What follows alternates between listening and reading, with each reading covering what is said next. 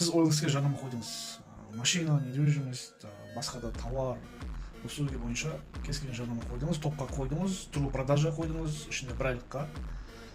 Сонымен сіздің тауарыңыз сатылып кетті. Үй қойсаңыз да, машина, кез келген тауар, қызмет қойсаңыз да, бір аптаның ішінде сатылып кетті. Енді сізге жарнаманы өшіру керек. Осы кезде көп адам қателеседі. Жарнаманы өшіретін кезде OLX-те личный кабинетке кіреді да, деактивировать рекламу деген басады. Бұл қате. Олай жасасаңыз да болады.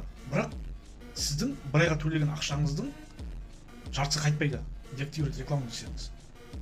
Егер осы Қазақстандағы OLX-тің служба поддержкасына хабарласып, мен осындай жарнама бойынша деп жарнаманың ID номерін айтсаңыз, ол сізге қанша күнге жарнама жүрді, мысалы сізге бір апта 10 күн ішінде затыңыз, қызметіңіз сатылды ма, 10 күнге жүрген жарнаманың ақшасын ұстайды да, қалған 20 күннің ақшасын қайтып шотыңызға салып береді. OLX-те осындай артықшылық бар. Бұны 99% адам, OLX-те қолданатын адам білмейді бұны.